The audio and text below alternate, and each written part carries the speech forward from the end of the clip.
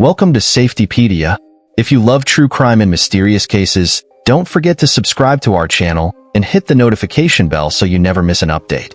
Now, let's dive into today's chilling case. The chilling murder of Michelle Martinko, a 39-year quest for justice. It was a cold December night in 1979 when 18-year-old Michelle Martinko, a bright and beautiful high school senior, drove her family's Buick to the Westdale Mall in Cedar Rapids, Iowa. She had planned to buy a winter coat, but what should have been an ordinary shopping trip turned into a nightmare. Michelle never made it home. Her brutal murder would baffle investigators for nearly 4 decades, leaving a community haunted by unanswered questions, until a groundbreaking forensic breakthrough finally revealed the truth. The night of the murder. On December 19, 1979, Michelle Martinko left her choir banquet and drove to Westdale Mall. She was last seen walking through the mall, browsing for a new coat. As the hours passed and Michelle failed to return home, her worried parents reported her missing. Just before 4 a.m., police officers discovered Michelle's car in the mall parking lot. Inside, they found a horrific scene. Michelle was slumped over in the front seat, covered in blood. She had been stabbed repeatedly, some wounds to her face, others to her chest. There were no signs of robbery or sexual assault, leading investigators to believe this was a crime of rage. Detectives worked tirelessly, interviewing friends, family, and anyone who had been at the mall that night. However, no witnesses reported seeing anything suspicious.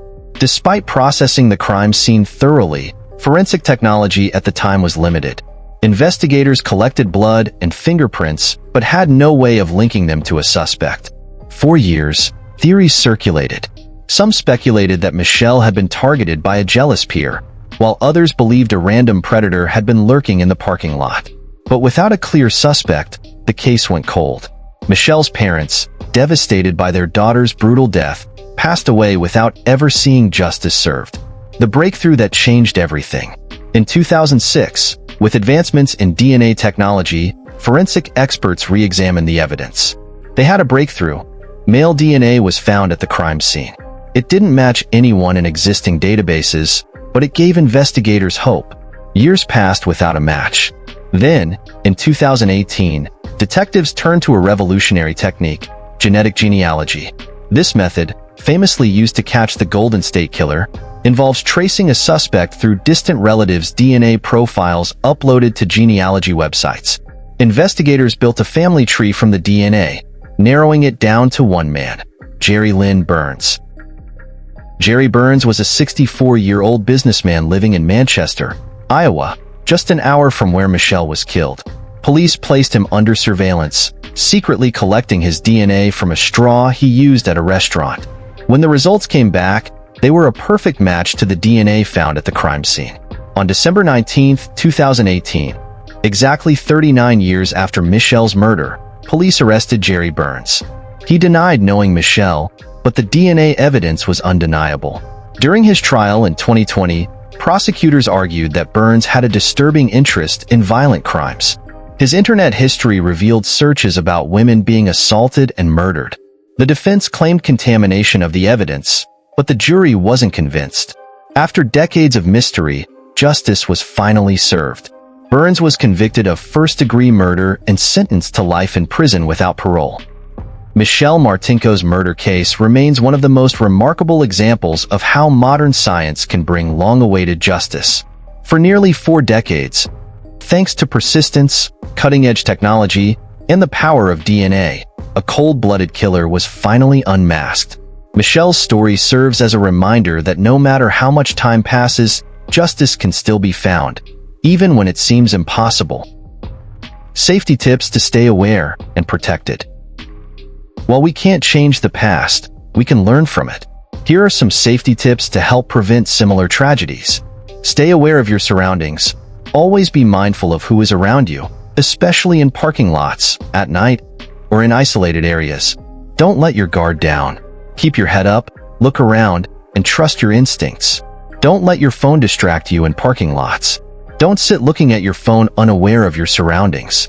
Lock the doors immediately, even if you're just sitting. Michelle was waiting for her car to defrost when she was attacked. The moment you get in, lock your doors. Attackers look for people sitting unaware in parked cars. Trust your instincts. If you feel uneasy or sense that someone is following you, don't ignore it. Seek help or move to a crowded area. Have a safety plan. Let someone know where you are going and when you plan to return. Share your location with a trusted friend or family member. Let someone know where you are and when you'll be back, especially if you're out alone at night. Carry a personal safety device, a whistle, pepper spray, or even a simple flashlight can make a difference in an emergency situation. Avoid distractions. Stay off your phone and avoid wearing headphones when walking alone in public places. Park in well-lit areas, if possible. Choose parking spots close to entrances and avoid dark, secluded areas. Park where you can be seen. Choose spots with surveillance cameras. When possible, choose a parking spot where you're in plain sight. Parking near surveillance cameras or in areas where you're visible to others can be a major deterrent to potential attackers. Not only does it increase your safety by making you more noticeable, but it also helps in gathering evidence if something does happen. Remember, being seen is one of your best defenses.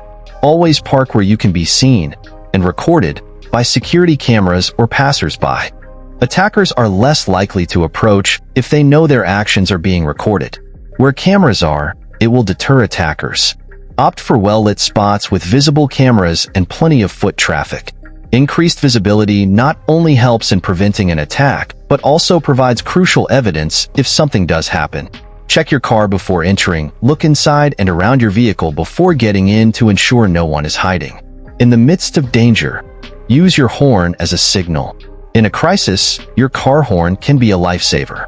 If someone is attacking or you're feeling threatened, don't hesitate. Honk your horn continuously. Let your horn be your first line of defense. Repeated honking can deter an attacker by drawing attention and alerting nearby people. It sends a clear message: help is coming, and you won't be an easy target. Remember, in moments of fear, your horn is not just a tool. It's a signal to others that you need help. So, if you find yourself in danger, honk, honk, and honk until you feel safer. But the most important, remember, prevent someone from entering your vehicle unexpectedly by making it a habit to lock your doors immediately after getting in. Avoid sitting in a parked car for too long. If your car needs to warm up, stay alert. Keep your doors locked and be aware of your surroundings. Don't hesitate to seek help. If you ever feel threatened, call 911 or ask for assistance from security personnel. If you found this case intriguing, don't forget to like, share, and subscribe to Safetypedia for more gripping true crime stories. Until next time, stay safe and stay aware.